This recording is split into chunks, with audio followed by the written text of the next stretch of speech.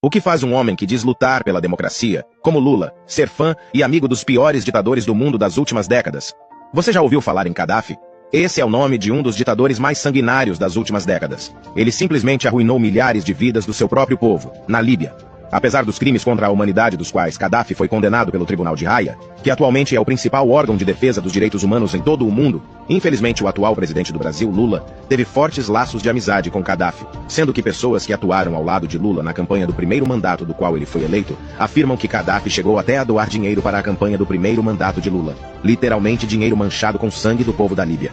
Durante o primeiro e segundo mandato de Lula, ele se encontrou com o temido ditador da Líbia, Muammar Gaddafi, 4 vezes. Num desses encontros, em julho de 2009, Lula chamou Gaddafi de amigo e irmão.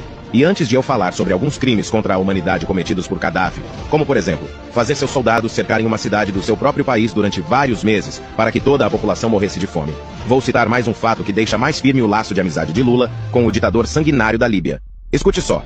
Durante a delação premiada do ex-ministro da Fazenda de Lula, Antônio Palocci, o mesmo admitiu que Luiz Inácio Lula da Silva havia recebido $1 milhão para usar na campanha do PT na eleição de 2002. Dinheiro que foi tirado do povo líbio por um governo cruel que durou décadas. Agora me responda, alguém que se diz democrata, aceitar doação de um ditador que ficou mais de 40 anos torturando o próprio povo, é algo normal? Gaddafi era conhecido no Oriente Médio como o monstro do deserto. Ele assumiu o controle total da Líbia após liderar uma revolução no ano de 1969.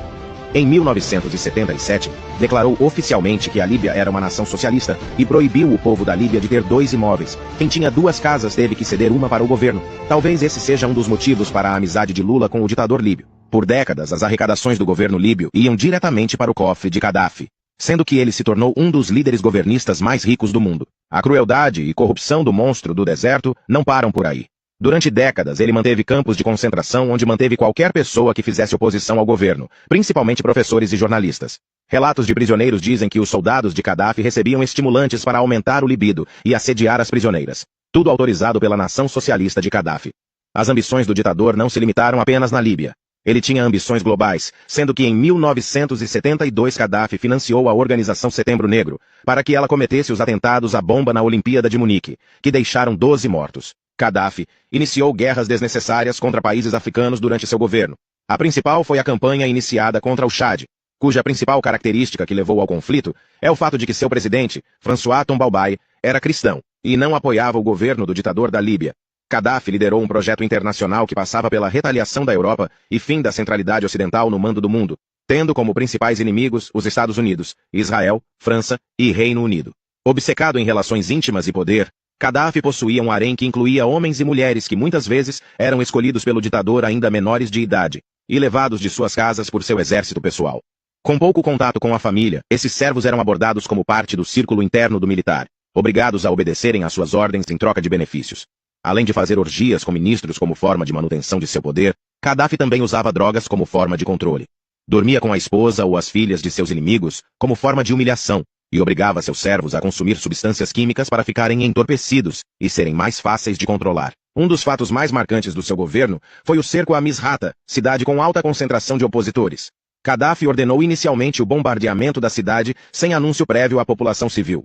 Então, foi feito o cerco militar e o impedimento da entrada de alimentos por 4 meses. Violando os acordos estabelecidos pela Convenção de Genebra, portanto, cometendo crimes de guerra, o ataque contra Misrata levou à morte e ao sofrimento milhares de pessoas, que passaram por fome e doenças sem poder receber auxílio.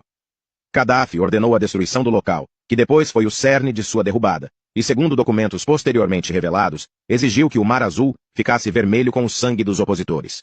Em fevereiro de 2011 iniciaram protestos gigantescos do povo líbio contra a ditadura de Gaddafi. O povo cansou de sofrer. Naquele ano, lutando para se manter no poder, Gaddafi autorizou que seu exército matasse pelo menos 50 mil pessoas, o seu próprio povo. No mês de agosto de 2011, o povo conseguiu derrubar a ditadura do amigo de Lula, que acabou sendo morto depois de matar milhares de pessoas. Esse foi o fim da era de terror socialista na Líbia. Novamente eu pergunto, faz sentido alguém que diz ser democrata e da paz ser amigo dos maiores ditadores das últimas décadas? Faz sentido Lula ter mantido um laço de amizade tão grande com Gaddafi? Como minha avó já dizia, diga-me com quem andas que te direi quem és. Sem mais por hoje.